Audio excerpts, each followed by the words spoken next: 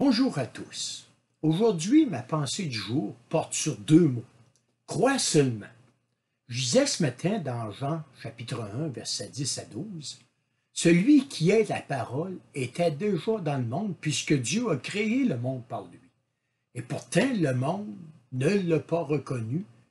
Il est venu chez lui et les siens ne l'ont pas accueilli. Certains, pourtant, l'ont accueilli, ils ont cru en lui. À tous ceux-là, il a accordé le privilège de devenir enfant de Dieu. Croire seulement. Deux mots si brefs et simples, n'est-ce pas? Pourtant, ce sont parmi plusieurs les paroles les plus consolantes que Dieu ait prononcées.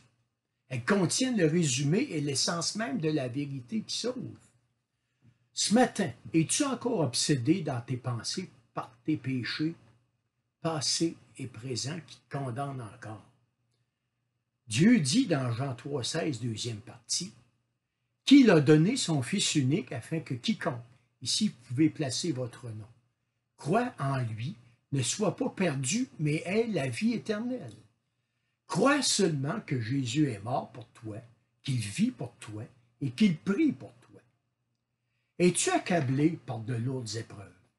Tes plans les plus chers ont-ils été renversés?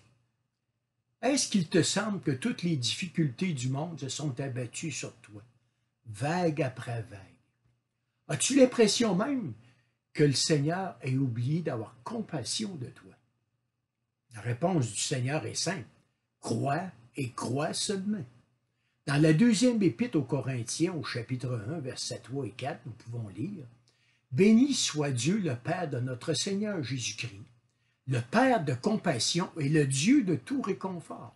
Il nous réconforte dans toutes nos détresses, afin que nous puissions réconforter ceux qui se trouvent dans la détresse, grâce à l'encouragement que nous recevons nous-mêmes de la part de Dieu.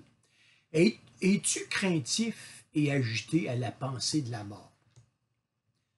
Crois seulement, la force et la grâce te seront données au moment venu. Le psaume 23, au verset 4, dit « Même quand je marche dans la sombre vallée de la mort, je ne redoute aucun mal, car tu es avec moi. Ta conduite et ton appui, voilà ce qui me réconforte. » Nous pouvons lire dans Jean chapitre 11, verset 25, alors que Jésus se trouvait au tombeau de Lazare, décédé déjà depuis 4 jours, il dit à Marthe, la sœur de celui-ci, « C'est moi qui suis la résurrection et la vie. Celui qui croit en moi vivra même s'il meurt. Et toute personne qui vit et croit en moi ne mourra jamais. » Il pose la question à Marthe. Crois-tu cela? Vous, croyez-vous cela?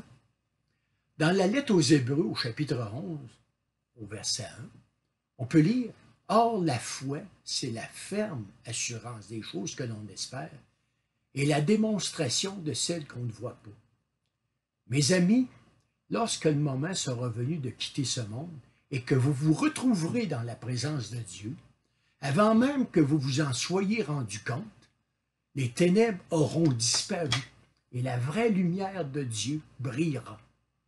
Alors votre foi sera rendue en vue réelle et votre espérance sera devenue aussi une réalité. Croire seulement sera devenu une réalité pour l'éternité. Donc, peu importe ce que vous vivez présentement, que ce soit les épreuves, la maladie, la souffrance et même la mort d'un proche, notre Seigneur Jésus lui-même n'a pas de remède plus grand et plus puissant que celui qui est renfermé dans ces deux mots. Crois seulement. En terminant, nous voyons aussi dans Jean 14, au verset 1, que même dans les derniers moments sur terre de Jésus, alors qu'il savait que les souffrances de la croix étaient proches, il dit à ses disciples que votre cœur ne se trouble pas. Vous croyez en Dieu, croyez aussi en moi. Mes amis, n'oubliez jamais ces deux mots.